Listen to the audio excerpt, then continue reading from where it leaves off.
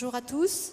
Bonjour aux personnes qui nous ont rejoints au sein de l'hémicycle, donc en présentiel, et bonjour également aux personnes qui nous suivent à distance. Merci de nous avoir rejoints pour cette session organisée par l'Institut Caisse des dépôts pour la recherche, qui est mécène du Printemps de l'économie, sur les enjeux de financement des priorités, qu'il s'agisse de transformation écologique, de vieillissement ou de souveraineté. Donc comment financer le mur d'investissement, tel est le sujet de notre session. Peut-être un mot sur le partenariat. Donc, je suis Isabelle Laudier, responsable de l'Institut pour la recherche de la Caisse des dépôts et qui a pour mission de soutenir des travaux de recherche en lien avec les priorités stratégiques du groupe Caisse des dépôts. Et dans ce cadre, nous sommes donc mécènes du Printemps de l'économie. Nous souhaitons contribuer à la diffusion, dans le cadre de conférences publiques, de la diffusion de débats sur les enjeux d'actualité.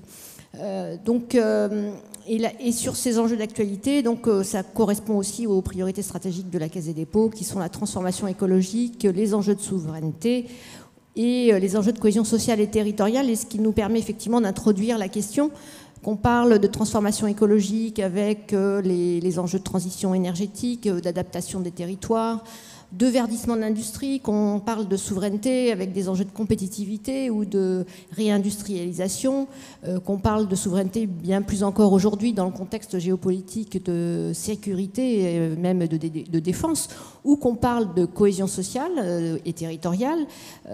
Ces priorités exigent des financements colossaux qui sont d'ailleurs, qui peuvent éventuellement entrer en concurrence les uns avec les autres. Comment éviter cela ? Et donc l'objectif de cette session est de discuter de comment répondre à ces enjeux de financement. Quels moyens pour financer donc ce mur d'investissement tel qu'on l'appelle. Et pour y répondre, nous avons réuni à la table ronde Dominique Plillon, donc, qui est chercheur associé à la chaire Énergie et Prospérité et professeur émérite à l'université Sorbonne Paris-Nord. Eulalia Rubio, qui est chercheuse senior à l'Institut Jacques Delors et chercheuse associée au CEPS, et Julien Clèche, qui est directeur des relations internationales de la Caisse des dépôts. Donc nous allons écouter les différentes interventions en termes d'organisation de la session. Donc ensuite, nous pourrons faire un petit débat entre les intervenants à la tribune, mais également, bien sûr, il y aura du temps pour vous, pour poser vos questions. Donc nous allons démarrer donc avec Dominique Plillon, peut-être rappeler un peu le contexte donc de l'urgence de financement liée aux priorités stratégiques que j'ai évoquées et les questions en fait économiques et financières que cela pose. Bonjour, voilà, je suis très content d'être ici. Merci de m'avoir invité à participer à cette session sur des sujets qui sont aujourd'hui devenus une actualité brûlante à bien des égards. Voilà, donc je crois que je ne surprendrai jamais personne dans cette salle, et Isabelle a commencé à le dire, que nos sociétés aujourd'hui ont des besoins de financement absolument considérables pour faire face à un ensemble de défis qui ne sont pas indépendants les uns des autres, mais quand même qu'on peut distinguer, qui sont les défis sur la santé, le vieillissement, les questions écologiques, la question de cette nouvelle quatrième, comme on l'appelle, révolution technologique, et puis aussi, bien sûr, les questions de sécurité. Alors, ce constat a été posé notamment pour l'Europe par le rapport Draghi l'année dernière, qui a lancé une véritable alerte concernant l'Union européenne et qui a conclu que nous devrions investir pendant 5 ans au minimum 800 milliards d'euros par an, soit 5% de notre produit intérieur brut européen. Ce qui est nécessaire, d'après le rapport, pour rattraper le retard de l'Europe par rapport aux superpuissances américaines ou chinoises en particulier. Et en effet, ces pays, ces superpuissances ont pris de l'avance dans un certain nombre de domaines, la technologie en particulier. On pense à DeepSeek, l'intelligence artificielle de la Chine. On pense aussi aux efforts énormes qui ont été faits aux États-Unis avant l'arrivée de l'actuel président, d'ailleurs sous l'administration Biden, ce qu'on a appelé l'Inflation Reduction Act, qui est en fait plus qu'un moyen de réduire l'inflation, en fait un moyen de subventionner massivement l'industrie et la technologie, notamment la technologie verte, aux États-Unis. Alors le paradoxe auquel nous faisons face en Europe en particulier, mais pas qu'en Europe, hein, mais je vais me centrer plutôt sur l'Europe dans cette présentation, est qu'il existe une épargne très abondante. Si l'on regarde la France, le niveau d'épargne des ménages n'a jamais été aussi élevé ou rarement été aussi élevé. Alors, il y a une épargne de précaution, mais aussi une motivation de beaucoup de ménages d'épargner pour leur avenir, pour leur famille, etc. Et ce niveau d'épargne donc est très abondant. Et d'un autre côté, il y a un déficit de financement pour justement faire face aux défis que j'ai mentionnés. Le défi de santé, le défi de sécurité, le défi écologique et le défi technologique. Et donc là, nous avons vraiment un paradoxe, en quelque sorte, à essayer de surmonter. Alors, comment l'expliquer? Eh bien, il vient, à mon avis, mais je crois que je ne suis pas le seul à le penser, du fait que notre système financier, le système financier européen en particulier, tel qu'il fonctionne, n'est pas en mesure, tel qu'il est aujourd'hui, donc de financer une partie importante de ces investissements. L'explication qu'on peut donner, c'est qu'il s'agit d'investissements de long terme, excédant l'horizon de décision de la plupart des acteurs financiers, bancaires et non bancaires, et que par ailleurs, ces acteurs, lorsqu'ils finançaient ces investissements, seraient exposés à des risques élevés. On pense aux risques climatiques, par exemple, qui sont devenus très importants, et dont la rentabilité, finalement, ces investissements auraient une rentabilité incertaine. Je vais citer quelqu'un qui est aujourd'hui sur le devant de la scène, c'est Mark Carney, qui est devenu, comme vous le savez, hier, le Premier ministre du Canada, mais qui, dès 2015, devant un parterre d'investisseurs à Londres, eh bien, alors qu'il était gouverneur de la Banque d'Angleterre, expliquait que finalement, il y avait un vrai problème, c'est que les investisseurs n'investissaient pas au-delà d'un certain horizon du coup qu'il y avait un déficit de financement. Donc ça concernait l'Angleterre, le Royaume-Uni, mais ça concernait bien d'autres pays, notamment d'Europe continentale.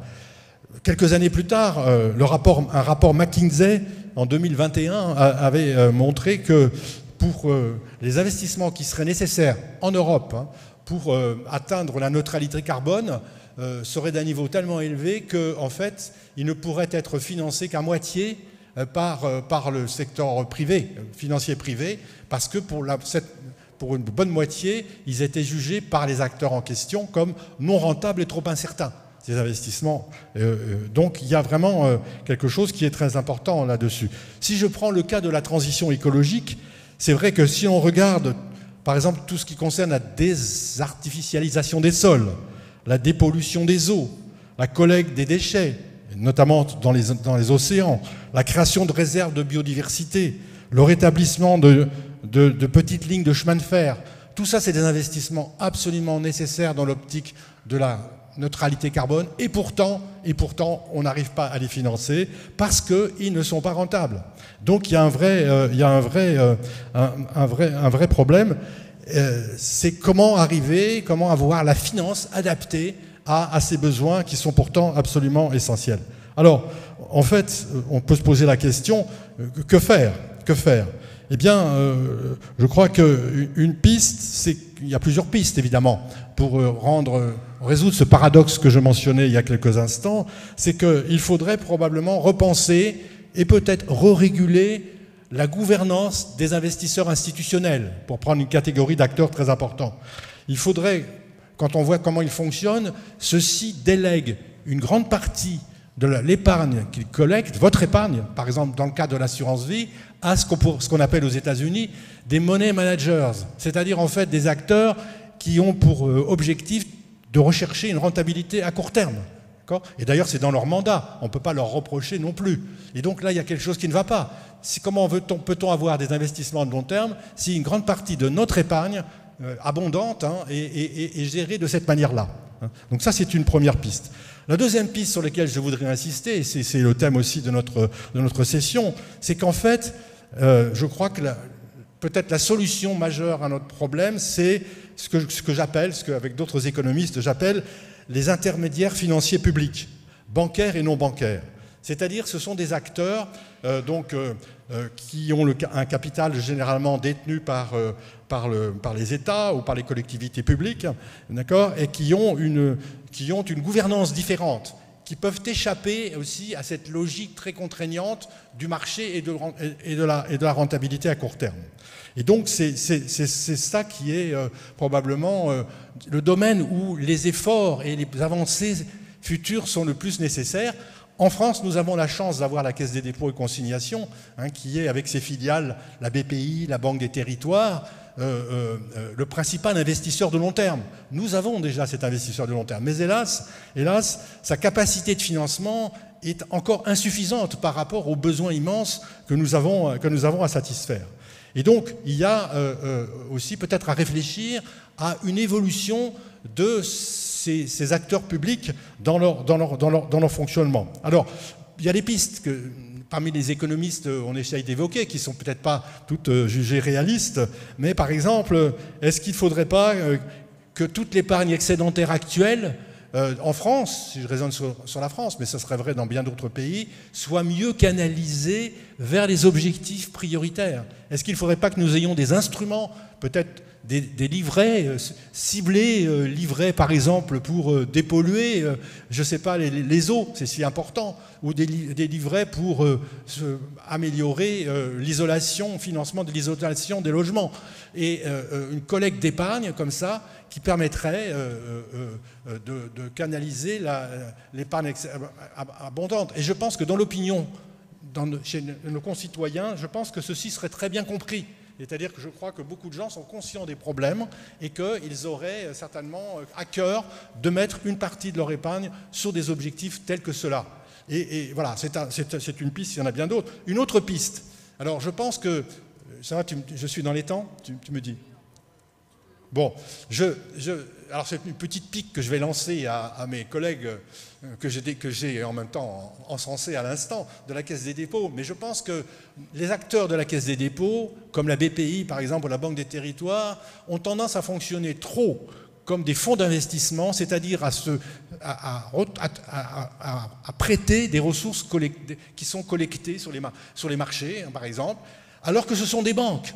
Et une banque n'a pas besoin d'avoir les ressources ex-ante pour prêter, elle crée de la monnaie, elle anticipe sur des gains futurs qui peuvent être à long terme, elle peut se le permettre quand elle est une banque publique, ce que ne peuvent pas se permettre éventuellement les banques privées. Et donc je plaide pour que ces acteurs-là créent plus de monnaie, qu'ils se refinancent davantage auprès de la BCE, ce qui serait d'ailleurs conforme au traité, au statut de la BCE, il n'y aurait pas de contradiction. Donc que ces acteurs soient plus des banques et moins des fonds d'investissement. Alors je verse ce point à la discussion parce que j'imagine qu'il y a des obstacles.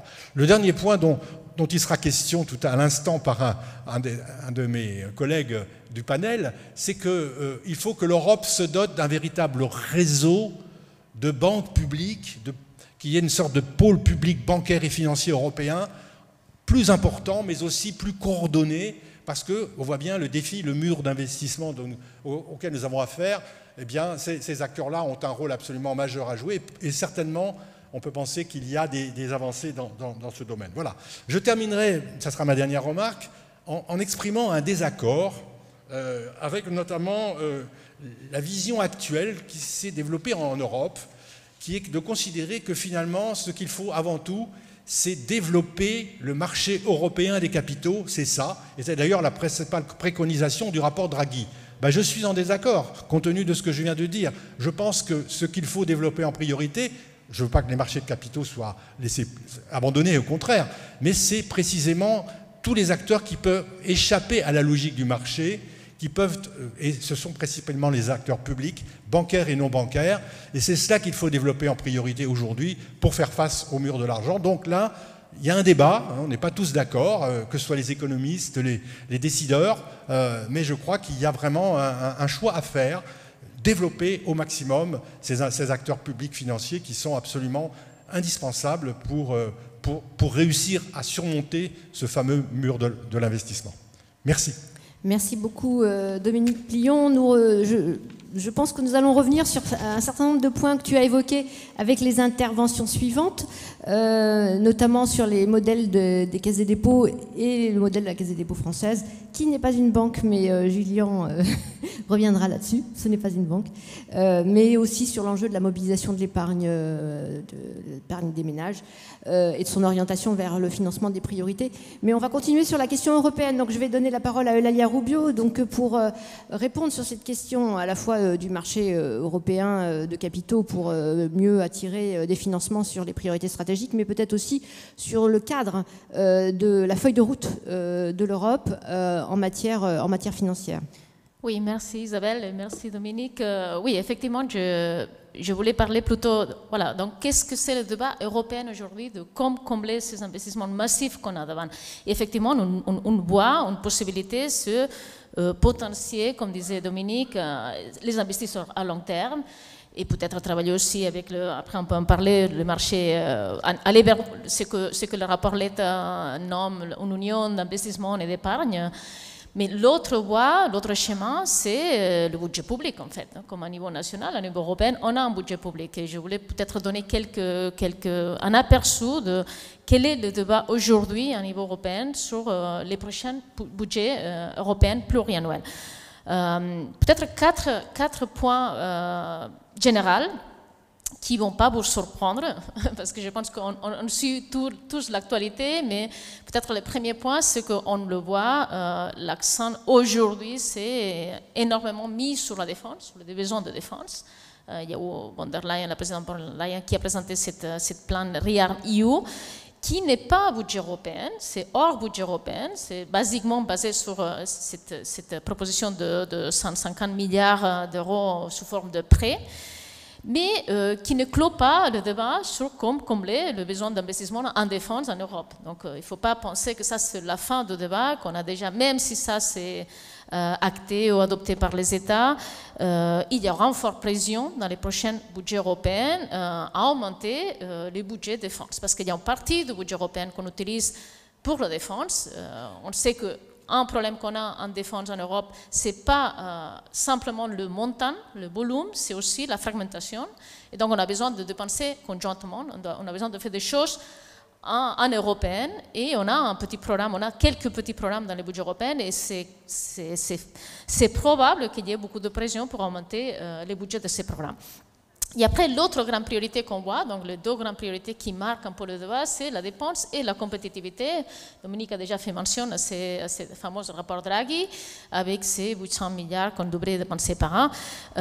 Ce qu'on voit au niveau européen, c'est aussi qu'il y a différentes visions de ce que c'est la compétitivité. Ce n'est pas la même vision, le rapport Draghi, par exemple, que la vision de le Competitiveness Compass. Maintenant, je n'ai pas en tête comment ça s'appelle en français, mais la boussole de compétitivité que la Commission avait proposée.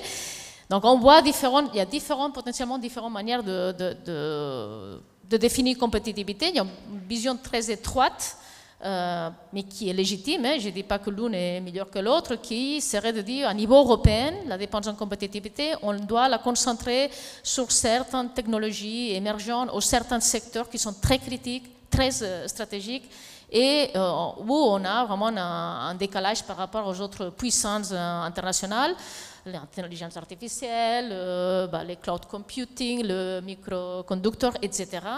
Et il y a une autre vision plus large qui dit non, on doit améliorer la compétitivité en général de l'industrie et du service au-delà de ces secteurs très, très précis. Donc d'abord, forte pression pour augmenter ces dépenses, défense et compétitivité. Deuxième point, une chose qu'on voit déjà, c'est une perte en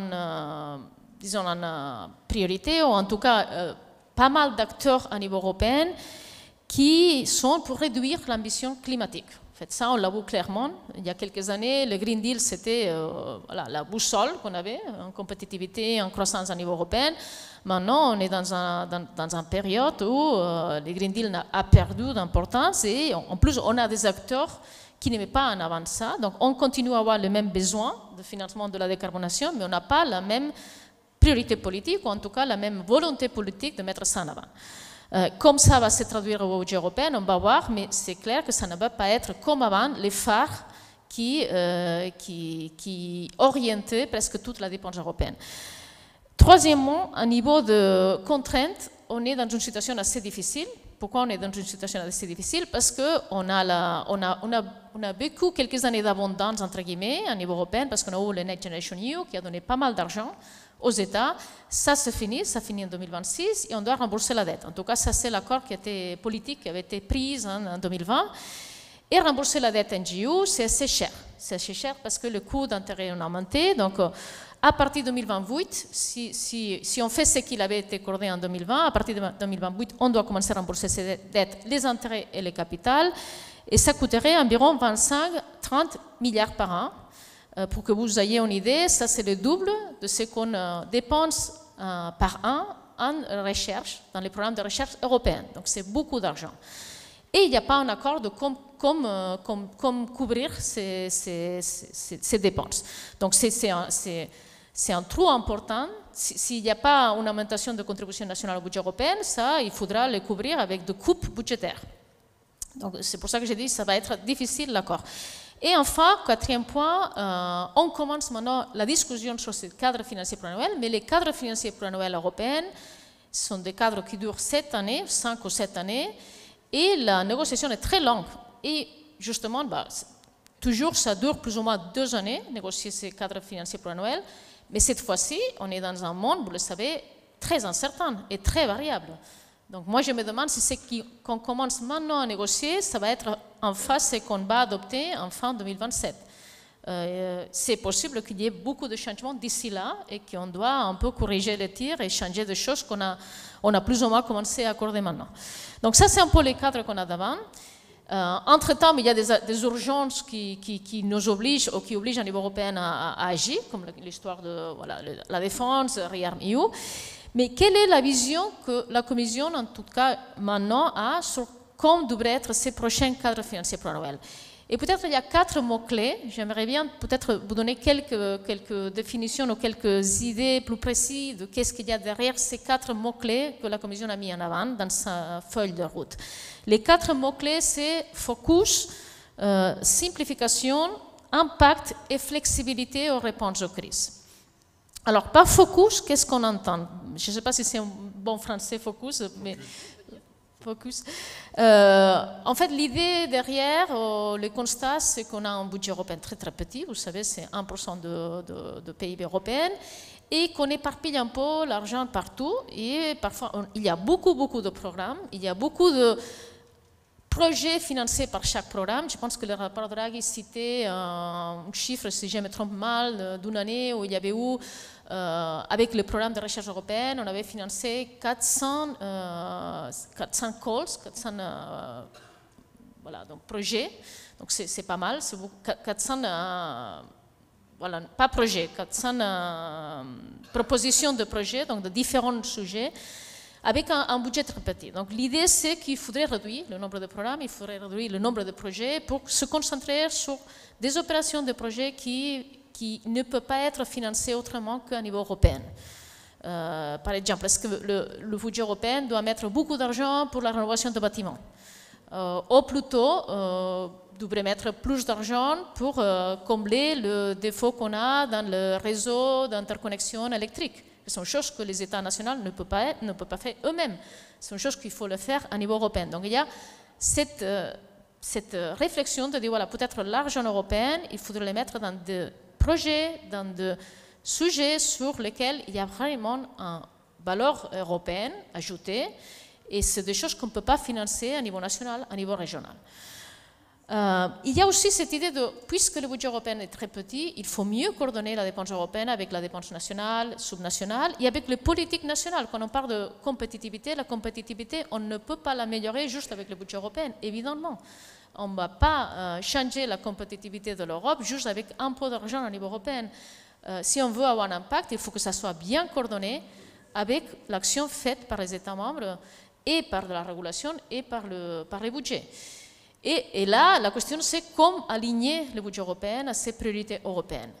Qu'est-ce qu'on a fait jusqu'à maintenant? Quelle est la façon classique, comme ça s'était fait, cet alignement entre priorités européennes et budget européen? La façon classique, c'était avec ce qu'on appelle en anglais le mainstreaming, c'est-à-dire en mettant de pourcentage minimal à dépenser sur X priorité ou X priorité. On disait, voilà, donc on veut que le budget européen, 25% du budget européen sert à la décarbonation, à l'action climatique.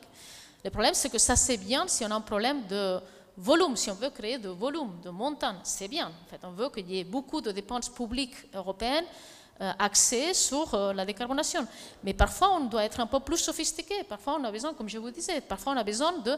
Il y a des trous d'investissement qui ne peuvent que être comblés à niveau européen. Donc, peut-être, au lieu de mettre juste de pourcentage minimal, il faut se dire, voilà, donc l'argent qu'on a au niveau européen, il faut le centrer sur certains secteurs spécifiques qui sont qui sont très importants pour la compétitivité industrielle et internationale de l'Europe, ou sur certaines infrastructures qui peuvent se faire qu'à niveau européen. Je vous ai mis l'exemple de bâtiment, mais ça peut être la même chose avec la voiture électrique.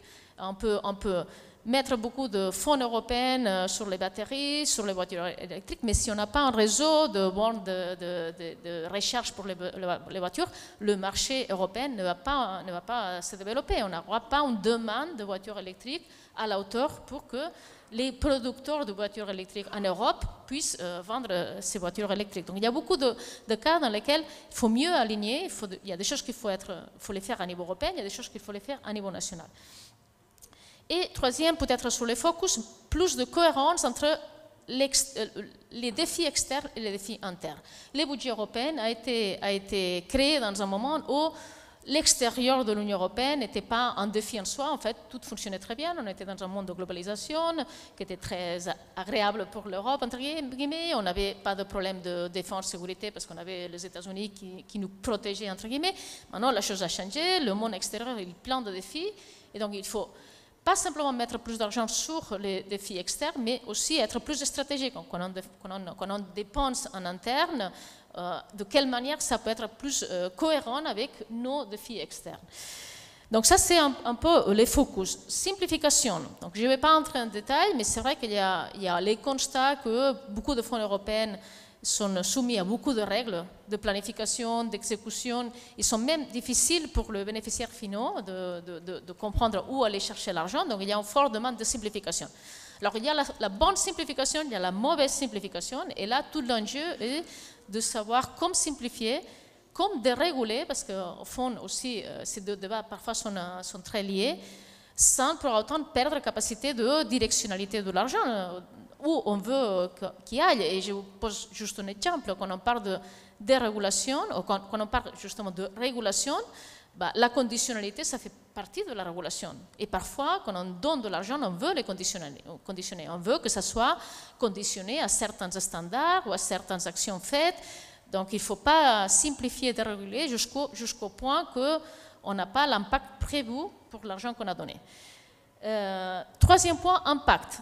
Sur impact, il y a différentes choses. La Commission interprète impact de différentes manières, mais une chose intéressante et importante à dire, et peut-être aujourd'hui, c'est l'impact entendu comme la mobilisation, plus d'accent mis à la mobilisation de l'argent privé. On a depuis longtemps expérimenté au niveau européen sur l'utilisation du budget européen comme garantie pour aider les banques d'investissement public, comme la Caisse des dépôts, la BI, à faire plus de choses et faire des choses plus risquées. On a commencé avec le plan Juncker, juste après la crise financière de 2011-2012. On a continué avec InvestEU. Qu'est-ce qui s'est passé ces dernières années? Donc, comme on a eu pas mal d'argent public sous forme de subventions avec NGU, tout ce qu'on a fait bien, et les choses intéressantes de InvestEU, que c'était cette garantie européenne, on ne l'a pas exploité au maximum.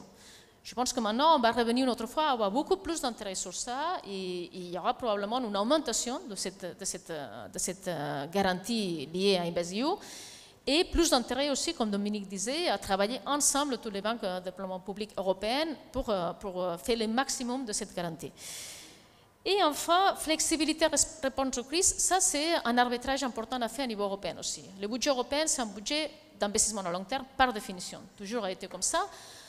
Et c'est très bien que ça soit comme ça, mais ce qu'on a vu dans les dernières années, depuis Covid, c'est qu'on a eu pas mal de crises et à chaque crise, on a dû reprogrammer, on a dû recréer différentes choses en dehors du budget pour répondre à ces crises.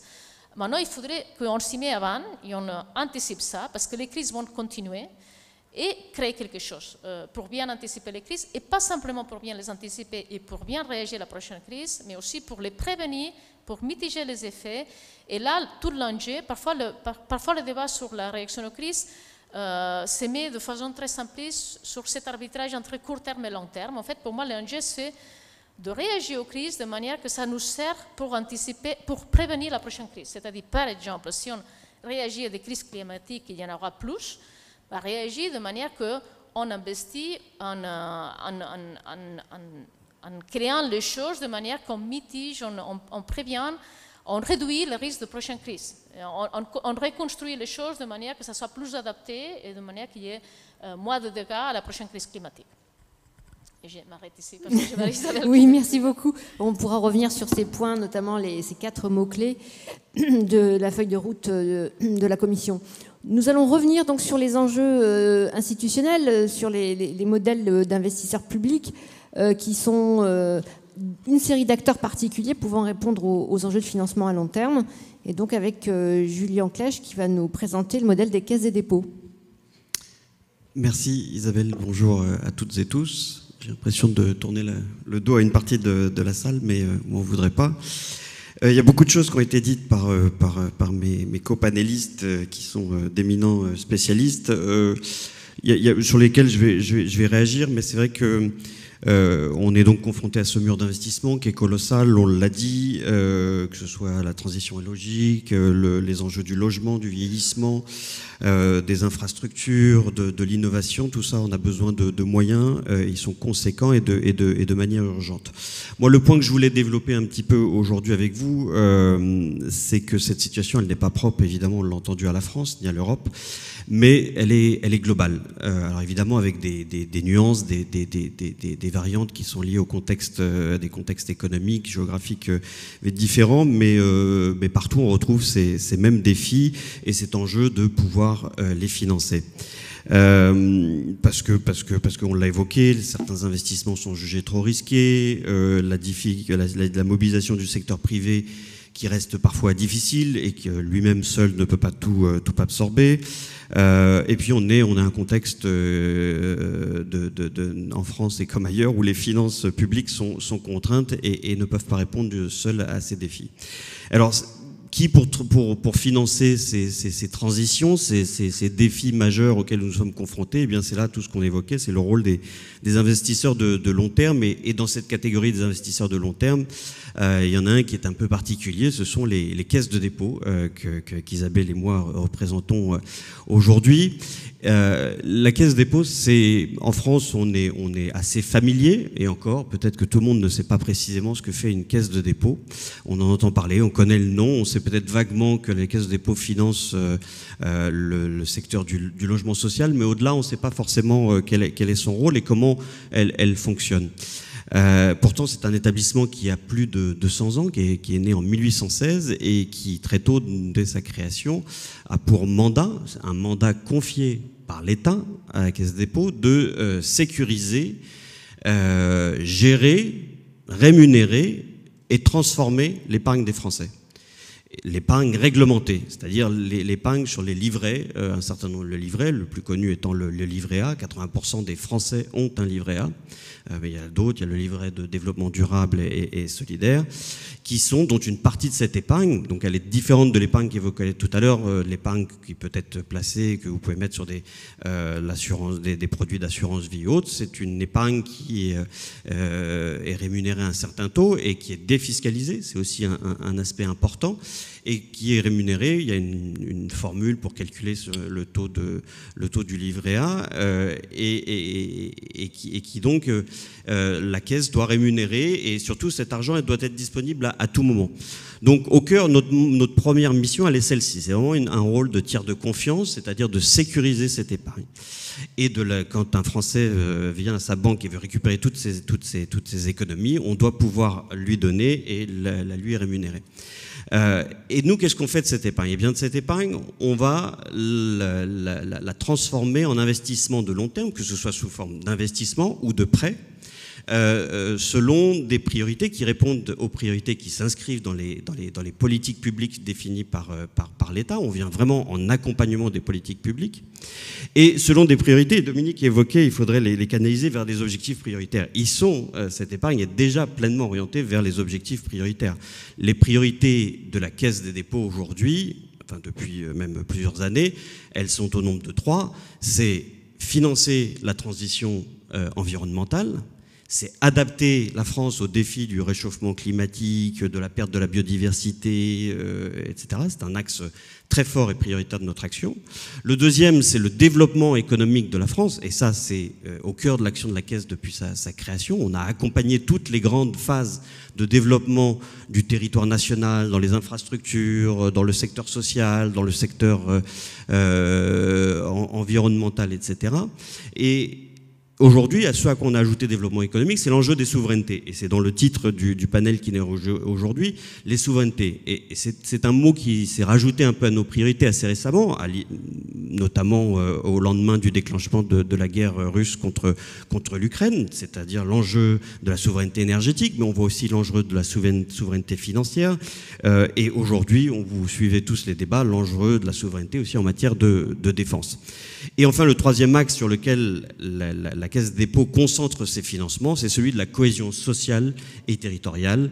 On a une très grande part de nos activités qui sont justement au fait que dans les territoires, on puisse apporter un certain nombre de services qui sont portés par les collectivités. On gère aussi plusieurs programmes de formation. On gère aussi la retraite d'un Français sur 5. Donc voilà, donc vous voyez l'étendue du champ d'intervention d'une caisse de dépôt, en l'occurrence la Caisse de dépôt française, il est très vaste. Et comment fonctionne ce système? C'est-à-dire que au cœur de notre action, c'est l'intérêt général. On va financer des projets que pas grand monde, où il n'y a pas forcément une très forte rentabilité, il ne faut pas attendre une très forte rentabilité. Mais pour que ça fonctionne, c'est si on peut se permettre, nous, en tant que caisse de dépôt, d'avoir un peu moins de rentabilité sur certains projets, c'est parce que en partie avec cette épargne, on va aller sur les marchés, on va aller sur des activités plus rémunératrices, et c'est surtout ce qu'on dispose au fil du temps de fonds propres qui nous permettent d'avoir cet horizon long en tant qu'investisseur, d'être à la différence des autres acteurs du marché, de ne pas attendre une rentabilité immédiate, d'être plus patient. Et c'est pour ça que nous, on a cette capacité de prêter de l'argent aux collectivités, mais aussi aux bailleurs sociaux, pour qu'ils puissent construire du logement social, ou aujourd'hui de plus en plus le rénover, sur des périodes très longues, qui vont de 30 ans à 40 ans, voire 50 ans sur le foncier. Donc ça, ce rôle, il est majeur, et c'est aussi un rôle contracyclique. Vous suivez, vous avez certainement vu, on traverse en France comme en Europe, et encore une fois comme dans de nombreux pays à travers le monde, une crise du logement. Si la Caisse des dépôts, avec ses financements massifs, n'était pas là, la crise serait encore plus douloureuse. Et la Caisse a vraiment joué son rôle d'acteur contracyclique l'année dernière avec des prêts d'un niveau record de 25 milliards d'euros prêtés aux bailleurs sociaux pour continuer à construire du logement social, à rénover le parc actuel. Parce que si c'est des passoires thermiques, les gens ont froid, les gens dépensent plus, et puis on pourra à un certain moment ne plus les louer. Donc il y a tous ces enjeux-là. Et donc la Caisse des dépôts, elle joue pleinement son rôle dans tous ces secteurs. Et encore une fois, c'est un modèle assez unique qui est né en France, et ça me permet de faire la transition. Enfin, il y aurait plein d'autres choses sur lesquelles je pourrais encore développer, mais on est pris par le temps. Mais c'est un modèle qui est né en France, qui ensuite s'est développé en Italie avec son homologue italienne qui s'appelle à partir de 1851, qui s'appelle la Cassa Depositi Prestiti, et puis qui a aussi une caisse dépôt qui s'est créée ensuite au Brésil, la Caixa Econômica Federal, en 1870, et puis en 1956 au Québec, et à partir des années 2007-2008, à partir des années de 1959 au Maroc. La première caisse de dépôt sur le continent africain a été créée au Maroc, au lendemain de l'indépendance du Maroc. Et ensuite, on a une vague beaucoup plus récente de création de caisses de dépôt à partir des années 2007-2008 jusqu'à 2011, et une nouvelle vague qui commence en 2018 jusqu'à aujourd'hui. Et la question, c'est pourquoi aujourd'hui des pays décident de se doter d'une caisse de dépôt ? Parce qu'aujourd'hui, on voit bien que le contexte dans lequel on est, pour beaucoup de pays, aujourd'hui, il faut savoir que l'essentiel des caisses de dépôt dans le monde, elles sont en Afrique du Nord et en Afrique subsaharienne. Et que ce qui est au cœur du modèle, c'est-à-dire d'aller mobiliser des ressources domestiques privées, de les sécuriser et de les transformer pour financer des projets de développement économique, social et environnemental. C'est-à-dire qu'il y a toute une, dans ces économies, il y a un ensemble de fonds, de ressources, de moyens qui ne sont pas utilisés, qui dorment, et qu'aujourd'hui les caisses de dépôt savent faire utiliser, faire fructifier pour les mettre au service de l'économie. Et donc ce modèle assez atypique, eh bien, il séduit de plus en plus un certain nombre de pays qui veulent réduire leur dépendance à la dette, qui voient aussi que la tendance de l'aide publique au développement et les décisions de l'administration Trump se marquent un coup d'arrêt très brutal, mais la tendance est aussi pour beaucoup de pays européens où on voit la baisse des moyens consacrés à l'aide publique au développement. Donc on voit qu'il faut que les pays trouvent des moyens d'assurer par eux-mêmes le financement de leur développement et des transitions. Parce que, encore une fois, si nous, on a des enjeux de transformation écologique, ils se posent de la même manière et partout et très vite. La montée des eaux, le réchauffement climatique, etc. Toutes ces questions-là, elles se posent de manière urgente pour tout le monde. Donc, aujourd'hui, ces pays-là se sont dotés de ce type d'établissement. Évidemment, il y a un enjeu, par exemple, la Caisse de dépôt et de gestion du Maroc, la CDG, elle s'appuie aussi sur une ressource assez abondante qui est l'épargne, comme la Caisse française. Mais dans d'autres pays, c'est plus difficile parce qu'il y a une tradition moins importante de l'épargne ou du moins il faut la créer, il faut la faire émerger, il faut que tout ça réponde quand même qu'il y ait un climat de confiance, qui est une gouvernance. Et donc c'est avec nos partenaires sur quoi on travaille. Et donc aujourd'hui, l'enjeu, c'est celui de la mobilisation des ressources. Et il y a un programme un peu innovant sur lequel je voudrais faire un focus aussi. C'est celui de la mobilisation de l'épargne des diasporas au travers des caisses de dépôt des pays d'origine. La mobilisation essayer de capter une partie des transferts de la diaspora vers les pays d'origine, c'est un serpent de mer. Il y a eu plein d'idées qui ont été mises sur la table et qui n'ont rarement fonctionné. Mais aujourd'hui, ce dispositif qu'on développe avec la Caisse de dépôt du Bénin, de Mauritanie, de Tunisie, de Côte d'Ivoire et du Sénégal, avec l'appui de l'Agence française de développement et d'Expertise France, je pense qu'il est assez original, puisqu'il place au cœur du dispositif un établissement financier du pays d'origine, qui est chargé justement de gérer cette épargne et de la réinvestir dans des projets de développement pour l'ensemble du territoire. Donc on essaye de faire en sorte de sortir de la logique du cash-to-cash, du transfert qui est souvent pour des besoins immédiats et qui resteront, mais si ne serait-ce une partie de cette épargne pouvait être captée par ces caisses de dépôt des pays que j'ai mentionnés et que ensuite, ils jouent pleinement leur rôle de caisse de dépôt pour les investir dans des projets qui bénéficient à tous, qui soient au service de l'intérêt général. Donc voilà, il y a plein d'idées comme celle-ci qui permettent de travailler à cet objectif de répondre à comment on va financer ces murs d'investissement auxquels nous sommes collectivement confrontés. Et encore une fois, dans un monde globalisé, même s'il est de plus en plus fragmenté, ce à quoi on assiste, les crises ne connaissent pas de frontières et donc ce qui se passe au nord impacte le sud, ce qui se passe au sud impacte le nord. Et donc voilà, on est vraiment dans cette démarche de solutions innovantes à trouver ensemble. Et je m'arrête là. Un grand merci, Julien. Alors, le temps passe, donc je vais donner la parole à la salle pour des questions aux intervenants. J'en profite pour saluer ceux qui nous suivent à distance, le lycée Marianne de Créteil, le lycée Paul Verlaine de Reims, le lycée Carnot à Paris, le CFA NTA de Nantes et des étudiants de l'INSEC. Donc peut-être il y a la possibilité de faire circuler des micros, parfait, pour des questions dans la salle. Question relativement courte et présentez-vous peut-être avant de formuler votre question. Bonjour, ici. Je m'appelle Arnaud, je travaille sur les questions environnementales dans l'industrie et en fait là vous abordez les questions par la quantité d'argent disponible, mais qu'en est-il quand on aborde la question par la ressource disponible, la ressource matérielle, minérale, humaine, les compétences? Parce que si on dit par exemple les questions de souveraineté, si on n'a pas d'outils industriels qui sont capables de produire, je sais pas, les chars, les munitions, ou que quand on en a besoin, eh ben, elles ne sont pas disponibles, on a beau avoir une quantité d'argent colossale, en fait, il n'y a pas la ressource disponible. Pour la question de la souveraineté, de la vieillesse, par exemple, ou de la santé, si on n'a pas les soignants ni les infrastructures, on a beau mettre une quantité colossale d'argent sur la table, en admettant, avec toutes les contraintes que vous évoquez, eh ben, en fait, on ne peut pas répondre à cette question-là. Et à l'opposé, on pourrait avoir des ressources qui sont nécessaires et très disponibles et qu'on pourrait mettre à disposition. Enfin, si on avait une industrie minière ou des choses comme ça, en fait, là, on pourrait répondre à beaucoup de choses. Ou si on avait des systèmes scolaires qui formaient les gens aussi, ça permettrait de beaucoup plus facilement répondre à ces questions-là. Merci beaucoup. On va prendre peut-être une autre question juste à côté. Oui, bonjour, Waji Akari, consultant en stratégie. J'ai une question pour professeur Plion concernant les investissements non rentables, le problème des investissements en neutralité carbone.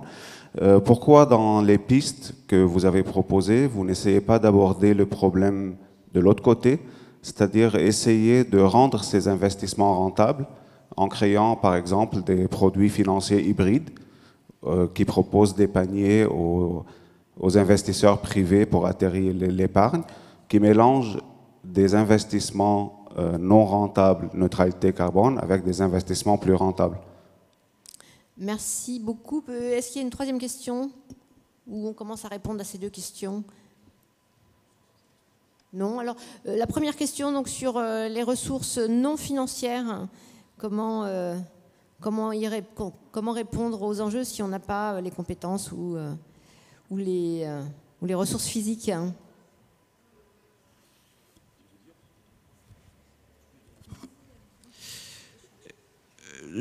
Par rapport aux deux exemples que vous avez mentionnés, en effet, il faut penser le sujet dans sa globalité. C'est sûr que si derrière on n'a pas à la fois les ressources naturelles ou les ressources techniques il va y avoir un problème. On sait qu'en effet que dans le secteur de l'industrie de défense aujourd'hui, l'appareil de production est quasiment à 90% de sa capacité. Donc certes, si on débloque des financements, il va falloir accompagner aussi le développement industriel du secteur pour lui permettre de monter en capacité.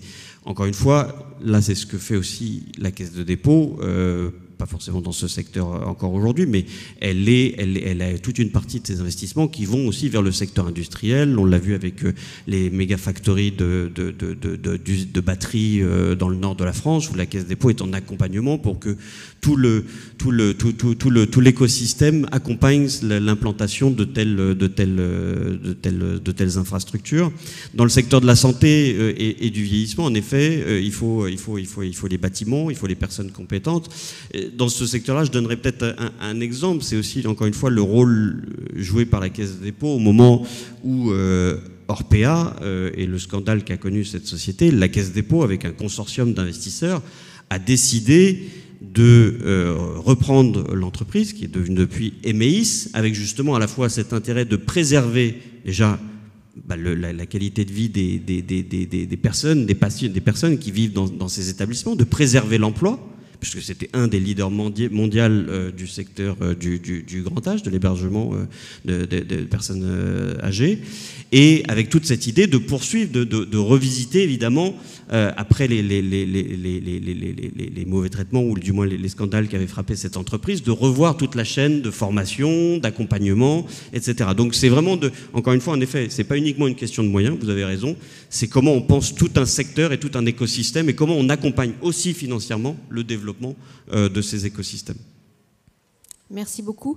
Donc il y avait une deuxième question sur des innovations financières à trouver par rapport à des projets dont la rentabilité est à long terme, voire faible. Oui, vous avez tout à fait raison. Je l'ai abordé principalement du côté des acteurs financiers, mais du côté des acteurs emprunteurs et des acteurs en besoin de financement, il y a certainement des avancées supplémentaires à faire pour trouver des produits financiers.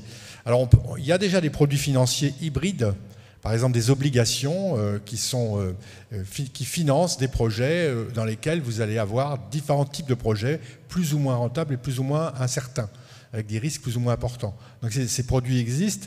C'est malheureusement, on peut constater que les investisseurs ne se bousculent pas nécessairement pour acquérir ces produits. Il y a aussi une autre possibilité, c'est les garanties. Je pense que le rôle de la profession, quand elle s'organise, la profession financière, mais aussi des pouvoirs publics, c'est de donner des garanties, c'est-à-dire de faire en sorte que, quand un investisseur se lance sur un projet qui est risqué, qui a un horizon lointain, eh bien, il bénéficie d'une garantie qui l'assure qu'il aura une couverture, en quelque sorte, contre au moins une partie du risque qu'il prend. Donc ça aussi, c'est des choses qui peuvent être faites et qui sont tout à fait importantes. Pour ma part, c'était la première proposition que je faisais. Je voulais insister, je pense que c'est vraiment important, non pas sur les produits, mais sur la gouvernance. C'est-à-dire que quand on voit la manière dont les investisseurs institutionnels, sociétés d'assurance par exemple, ou bien les fonds d'investissement, je reste en Europe, je ne parle pas des fonds de pension par exemple, qui sont dans plus importants dans d'autres pays, il faudrait aussi arriver à ce que, quand on parle de ce qu'on appelle la fiducie, c'est-à-dire le contrat qui est passé entre l'investisseur et ceux à qui il confie les fonds à gérer, il y ait autre chose que la rentabilité à court terme. C'est-à-dire qu'il respecte, par exemple, un minimum d'investissement dans les secteurs verts ou dans le secteur social. Et ça ne veut pas dire que ça n'existe pas, mais je pense qu'il y a encore une proportion trop importante d'acteurs qui n'appliquent pas ce genre de règles. Voilà, donc c'est vrai qu'il faut travailler tous azimuts. Vous avez raison, du côté des produits financiers, des innovations financières à mettre en place, comme du point de vue de la gouvernance, comme du point de vue des pouvoirs publics, par exemple en développant davantage les phénomènes les processus de garantie. Qui permettent d'atténuer en quelque sorte les risques et peut-être de permettre l'investissement plus important. Bon, le grand économiste du XXe siècle qui était John Maynard Keynes nous a bien expliqué quand même que le principal frein à tout investissement, je ne parle même pas d'écologie ou bien d'investissement dans la défense, c'est l'incertitude. Et donc à partir du moment où on est dans un univers incertain, il y a un vrai souci.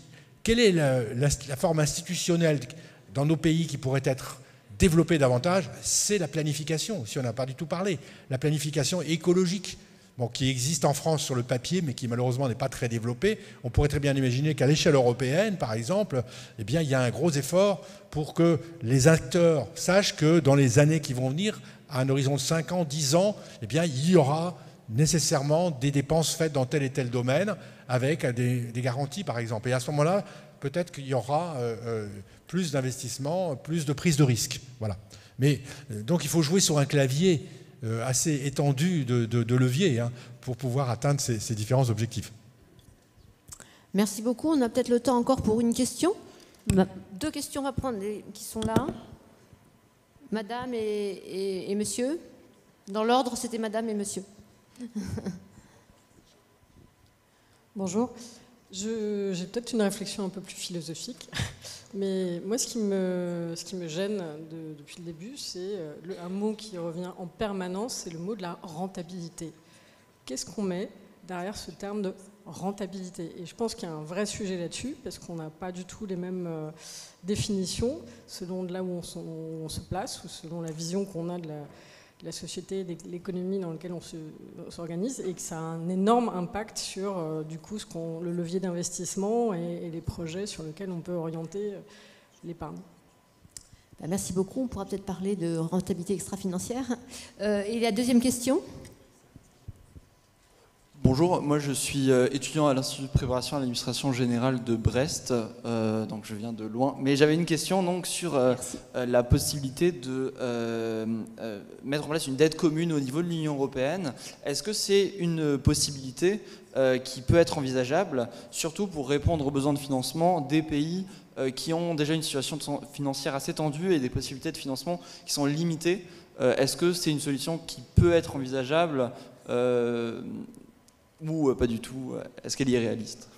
Merci beaucoup. Bon, on va répondre à ces deux questions, et puis je pense que nous arriverons à la fin de notre session. Donc une question sur comment on envisage la rentabilité. Alors ça peut être aussi bien Dominique que Julien, parce que nous avons pas mal de réflexions en interne à la Caisse des dépôts sur les dimensions de la rentabilité avec les enjeux de rentabilité extra-financière, et après sur l'Europe. Alors peut-être n'ai-je pas été assez clair. Quand j'ai parlé de la rentabilité incertaine, de la rentabilité à court terme, j'ai aussi employé le mot de rentabilité financière, parce que c'est des acteurs qui travaillent pour des actionnaires en général, qui eux ont une volonté de rentabilité financière. Mais vous avez tout à fait raison, il faut aussi raisonner sur d'autres formes de rentabilité, comme l'a dit Isabelle Laudier, c'est la rentabilité extra-financière, et précisément c'est le rôle et la fonction d'acteurs publics que de pouvoir s'extraire de ce carcan de la rentabilité financière à court terme, même s'ils ont des contraintes, bien sûr, de rentabilité à respecter, y compris financière. Et c'est ça, c'est pour ça que nous plaidons, je crois, ici, dans ce panel, pour que ces acteurs puissent se développer davantage et inclure dans leur calcul de rentabilité la rentabilité sociale, c'est-à-dire, par exemple, la lutte contre les inégalités, ou bien la justice, ce qu'on pourrait appeler la justice écologique, c'est-à-dire que tous les acteurs soient le plus égaux possible face aux difficultés et parfois aux inconvénients majeurs qu'amène le réchauffement climatique, par exemple. Donc ce genre de choses. Et on est d'accord. Et là-dessus, on a beaucoup à travailler, mais précisément, c'est pour s'extraire de la rentabilité financière stricto sensu qu'existent en partie les acteurs, les investisseurs financiers, je crois. Public. Investisseurs publics. Public, pardon, public. J'ai dit public, excusez-moi. Bon, cela dit, c'est un vrai sujet aujourd'hui, l'ESG, parce qu'il y a des fortes protestations de l'ESG aujourd'hui, donc c'est d'autant plus important de défendre ces dimensions. Tout à fait. Sur l'Europe ? Sur la dette, voilà, une dette au niveau européen. Alors, et puis on va terminer sur ce sujet. C'est toujours possible, mais c'est très difficile. On sait que c'est très difficile. On l'a fait pendant la crise de Covid parce que c'était un moment de crise majeure et parce que c'était une crise aussi qui s'y prêtait bien, parce que c'était une crise, on dit, exogène, c'est-à-dire qu'il n'y avait pas de coupable, ce n'était pas comme avec la crise financière, donc c'était plus facile pour tout le monde de se mettre d'accord qu'il fallait faire une chose conjointe, d'aider ceux qui étaient plus touchés par une crise, qu'on avait cette impression que voilà, donc ça n'était pas lié à des erreurs faites de politique économique de chaque pays. Est-ce que ça sera possible dans l'avenir? Déjà, on est en train, si on met en place le REARM-EU, c'est une espèce de dette commune. L'autre chose, c'est quel type de dette commune on va mettre en place. Ce n'est pas inimaginable qu'on le fait, mais il faut tenir compte déjà que c'est difficile. Juridiquement, il faut un accord à l'unanimité de tous les États. Et on sait que c'est toujours difficile d'arriver à un accord à 27. Et après, pourquoi faire? C'est ça la question. Quel type de dette commune? La chose la plus facile, c'est ce que von der Leyen a présenté récemment, que c'est juste laisser à la Commission européenne s'endetter pour pouvoir passer cette dette sous forme de prêt à des États. C'est ça, c'est qu'en principe, c'est possible qu'ils vont faire pour la défense. Mais ce n'est pas vraiment une dette commune dans le sens que là, il n'y a pas beaucoup de solidarité. En fait, ce que tu fais, c'est de passer de la dette européenne sous forme de crédit. Et donc, les États bénéficiaires doivent rembourser ce crédit. Il y a une toute petite solidarité dans le sens que les États qui sont soumis à des taux d'intérêt très élevés, donc ils peuvent bénéficier d'un taux d'intérêt un peu plus réduit. Mais il faut voir qu'aujourd'hui, tel comme ils sont les taux d'intérêt en Europe, il n'y a pas énormément d'écart non plus. On a vu déjà l'Allemagne maintenant, avec les annonces faites récemment, le taux d'intérêt de la dette allemande est en train de monter. Donc la solidarité qu'on aura sur ça, ce n'est pas énorme.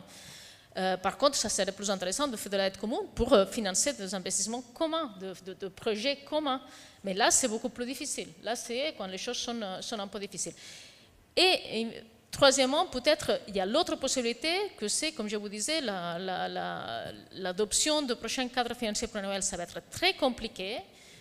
On s'est mis d'accord en 2020 qu'on va rembourser cette fameuse dette Next Generation EU, mais ce n'est pas totalement inimaginable que le jour X, en décembre 2027, quand les États soient assis à décider à adopter ce prochain cadre financier pluriannuel, si l'option est entre augmenter les contributions au budget ou couper 20% du budget, que la possibilité de prolonger cette dette se pose sur la table, en fait. Et pour moi, ça ne me paraît pas inimaginable. Pourquoi? Parce que si on se met dans la peau d'un pays, ce qu'on appelle les pays frugaux, les pays qui payent, qui sont contributeurs nets au budget européen, c'est peut-être, même si on sait qu'il y a beaucoup de ces pays, quand on parle avec des collègues des Pays-Bas, de l'Allemagne, pour lesquels les concepts d'aide commune européenne ou eurobond, c'est totalement toxique, presque dans le débat public. Est-ce que ce n'est pas plus facile à passer devant l'opinion publique néerlandaise ou allemande qu'on prolonge cette dette à qu'on augmente la contribution annuelle du budget européen, que ça a un impact très court en fait et très visible en fait. Donc si l'option c'est entre ces deux mâles, entre guillemets, du point de vue d'un frugal, je ne pense pas que ça soit inimaginable que décide le mois douloureux, entre guillemets, que ça veut dire prolonger la dette et continuer à payer les entrées de la dette. Donc, ce n'est pas inimaginable. Mais aujourd'hui, évidemment, personne ne va le dire. Aujourd'hui, ce n'est pas dans les débats, mais c'est une possibilité qu'on peut voir en dernière minute alors de décider le prochain cadre financier pour Noël.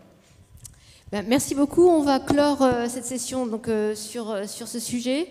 Merci infiniment à nos intervenants Dominique Plion, Eulalia Rubio, Julien Clèche. Et merci à vous.